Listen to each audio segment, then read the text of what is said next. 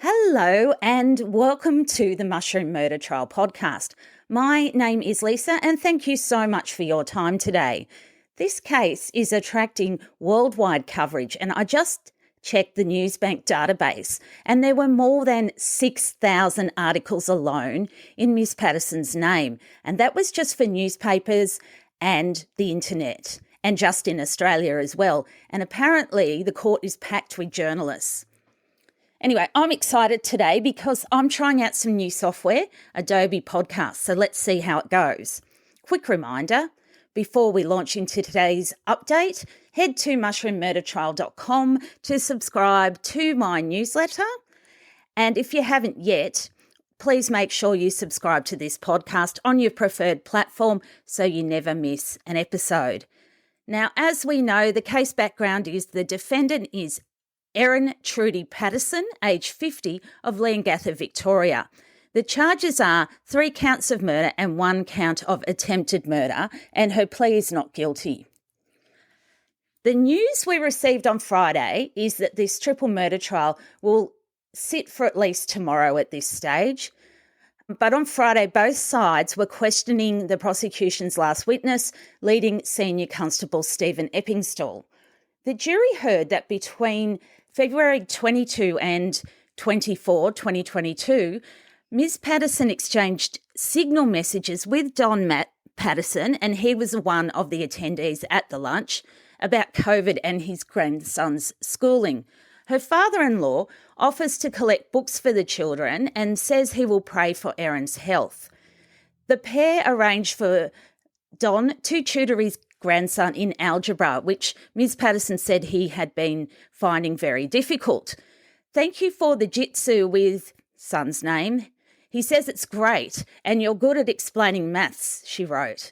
Don responded, no worries, he's a good student. Fast forward to May 8, 2022, where Gail messaged Erin, Happy Mother's Day, bless you. Erin responded, Happy Mother's Day to the best mother-in-law anyone can ask for. Leading Constable Eppingstall was asked about these signal messages from November 14 to 24, where Gail thanked Ms Patterson for making 2 slices. Erin replied, and she thanked her in-laws for the kind message and noted their granddaughter helped out and they had a bit of fun. On the 18th of November, Ms Patterson's children were away from home and Gail remarked it, quote, must have been quiet last night. Ms Patterson replied she didn't like it. Earlier in this trial, we heard about Facebook messages sent between Ms Patterson and some online friends. The defence described this group chat as, quote, a private space for venting about their lives. On the witness stand, Detective Eppingstall agreed with the description and he said, yes, that's fair. In one exchange, Jenny Hay, a previous witness in the trial, responded to Erin with, what morons, when she was referring to Ms Patterson's in-laws, Don and Gail, and a dispute with her husband, Simon. Other messages showed friends offering support and making further commentary about Simon Patterson's alleged behaviour.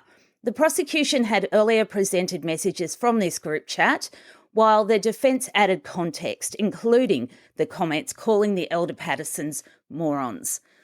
A selection of these comments was tendered to the court by the defence. Ms Patterson's barrister, Colin Mandy SC, read out the messages from others in the chat. He said that some of the messages came in the context of wider discussions. Erin, quote, I said to him, in brackets Donald Patterson, about 50 times, I didn't want them to adjudicate. Now I know they're a lost cause. Anonymous user. So you haven't heard from Simon? Another anonymous user. It's pathetic. Even if he doesn't want to talk about your marriage, they could at least demand to know he is financially supporting the kids. Erin, no, nothing. But also more happened. Don rang me last night to say he thought there was a solution to all of this if Simon and I get together and try to talk and pray together. And he also said Simon had indicated there was a solution. Anonymous user, well, you've tried. I would wipe them too now. Anonymous user, at least you've given them something to think about. Erin, I suspect the best thing I can do is just forget about all of them and live my life. Simon is probably loving how upset I am about all of this. Another user, anonymous. You are human and you have every right to be upset. If he is loving that, then that makes him even worse. Hopefully, he will have to pay up soon. Anonymous user. I'm so sorry, Erin. It's so effing hard when you're not believed or listened to or understood. I went through the same with my ex-in-laws. So everyone, thank you so much for listening today. I appreciate your time. I will be back tomorrow morning, Monday in Australia. For more information, go to my website.